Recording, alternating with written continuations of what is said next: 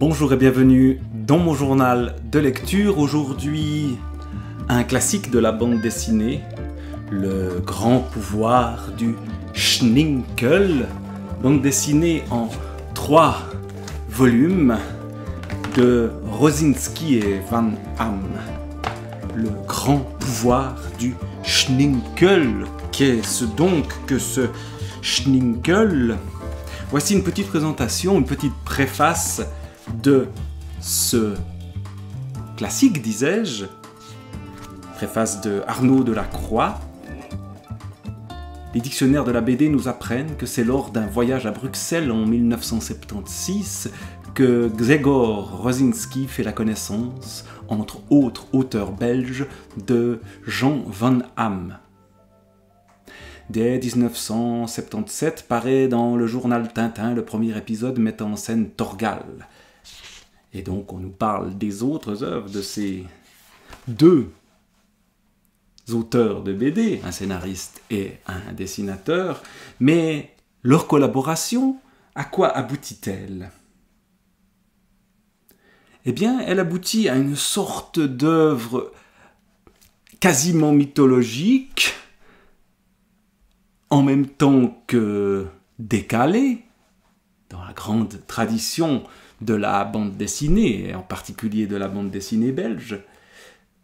Et également, cette œuvre, Le grand pouvoir du Schninkel, eh bien, ça demeure mystérieux. L'ouvrage reste, nous dit toujours cette préface, un mystère, une sorte de météorite inclassable dans l'histoire de la bande dessinée européenne. Bien sûr, on peut y déceler quelques ressemblances avec des œuvres connues.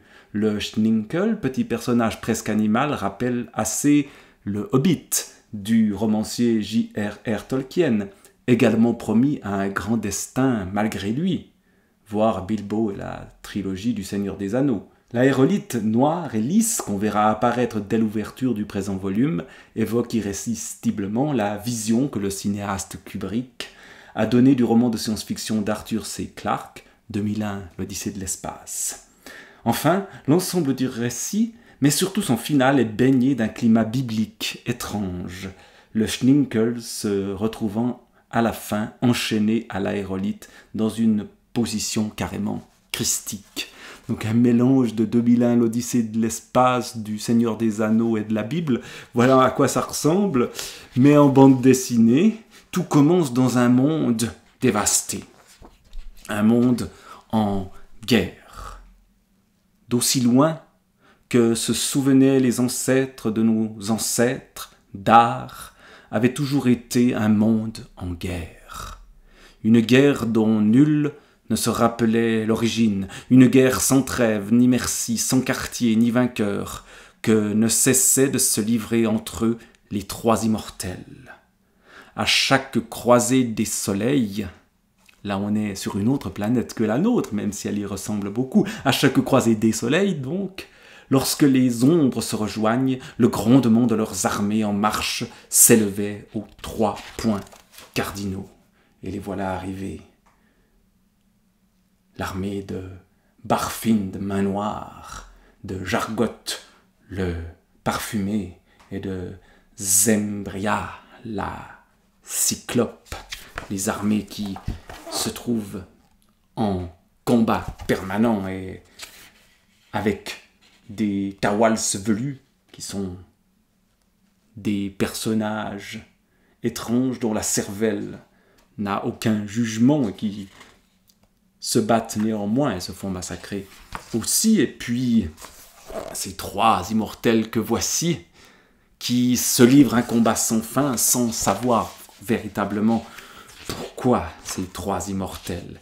Et là au milieu, il y a donc les Schninkel, qui sont des esclaves, qui sont des personnages qui survivent dans ce monde terrible. Encore une image de ce monde avec, eh bien, notre Schninkel principal, notre héros qui survit à une bataille et qui soudain se retrouve, John le Schninkel, avec une révélation. Et effectivement, 2001, l'Odyssée de l'espace n'est pas très loin. Tu n'es pas le seul, John le Schninkel. Moi aussi, j'en ai assez de cette insignifiante poussière d'univers agité sans répit de sa folie guerrière. Il faut que cela cesse, sinon je serai obligé de la détruire. Prosterne-toi, John le Schninkel, car je suis celui qui est, je suis celui qui a tous les noms, je suis le maître créateur des mondes. Entends l'avertissement que je te charge de donner au peuple de Dar, John le Schninkel. Si votre monde n'a pas retrouvé la paix d'ici 5 croisées de soleil, je l'engloutirai dans une apocalypse de feu. Voilà une menace écrite en lettres majuscules et de manière extrêmement puissante. Et ce pauvre Schninkel, il reçoit le grand pouvoir du Schninkel, donc c'est le titre de cette série de bande dessinée.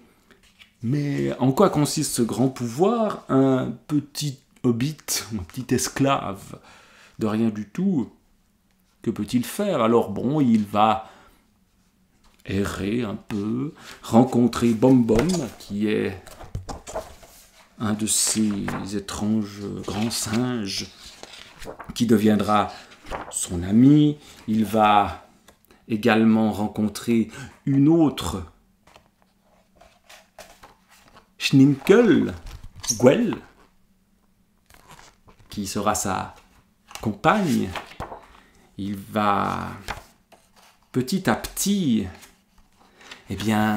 découvrir la nature de ce grand pouvoir qu'il a. Au début, il n'y croit pas trop, mais tout d'un coup, il se passe des choses qui font que, en effet, il peut faire des choses que les autres ne peuvent pas.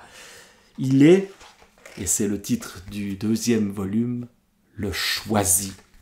Mais ce choisi ne convainc pas tout le monde. Il n'a pas la tête d'un sauveur.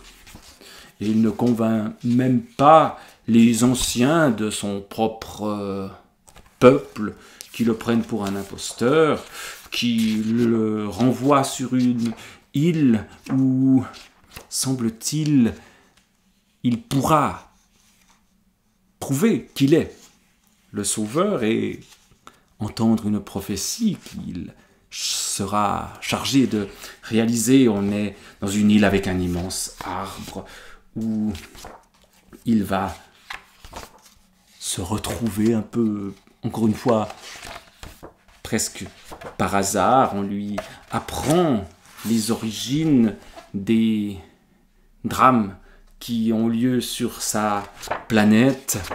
Il va rencontrer une certaine Volga, qui est un personnage tout à fait impressionnant et qui fait un peu peur. Une séduction monstrueuse. C'est une prophétesse. Elle lui annonce peut-être quelque chose, mais attention, entre, mon joli, lui dit-elle. Entre. Il va devoir se rapprocher d'elle. Et évidemment, ça ne lui plaît pas trop. Il préfère Gwell, sa petite Schninkel. Sauf que, à un moment donné, il y a une transformation qui se fait. Il se retrouve dans une peau un peu plus séduisante pour elle, et elle un peu plus séduisante pour lui. Et il y a donc une révélation qui est faite. Et il va donc pouvoir, dans le 3e volume, le jugement, retrouver les fameux 3 immortels et enfin lutter contre eux. Et on retrouve des Schninkel emprisonnés, on retrouve des scènes où il se retrouve avec un pouvoir magique qui va déplaire à ses ennemis, mais en même temps, qui va permettre, en tout cas dans un premier temps, que le monde aille mieux. Il est, comme on l'a vu dans la préface, christique, nous dit-on. Et parmi les activités qui font penser au Christ, il y a l'eau ici qui est bouillonnante. Et lui, que fait-il? il marche sur l'eau. Et en effet, sa fin ressemble à celle du Christ. Il se retrouve même dans un monde qui est une sorte de mort, dans un monde qui est un non-monde, un rien, et dans ce non-monde où tout d'un coup il n'y a plus de décor, il est dans le blanc, il se retrouve avec Gwell qu'il essaye de sauver, et aussi avec Nom l'Hérédiarque, encore un personnage inquiétant, qui leur permet néanmoins de revenir dans notre monde ou dans leur monde, une sorte de résurrection. Encore une fois, les allusions bibliques sont assez évidentes. Alors sauvera-t-il le monde de ces immortels? Qui restera à la fin? Encore une image christique ici, assez terrible. Et à la fin, eh bien, on retrouve d'étranges êtres qui survivent. Mais la dernière phrase, c'est « Car ce monde est sans avenir. » Tout ça pour un monde sans avenir. Des immenses pouvoirs pour pas grand-chose.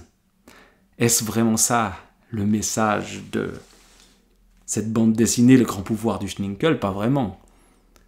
Mais on reste dans une certaine ambiguïté. Notre héros sauve-t-il le monde? Ce serait trop simple. Ne le sauve-t-il pas? Ce serait trop simple aussi. Et on lit cette mythologie, cet évangile, j'allais dire, de Schninkel avec un grand intérêt, non seulement pour cette histoire qui est une histoire qui embrase l'univers entier quasiment, mais aussi parce qu'on y rencontre des personnages extraordinaires, parce qu'on y vit des aventures merveilleuses et qu'on a ce Schninkel qui au fond est extrêmement sympathique, extrêmement humain, même si ce n'est pas tout à fait un humain. Le grand pouvoir du Schninkel de Rosinski et Van Ham.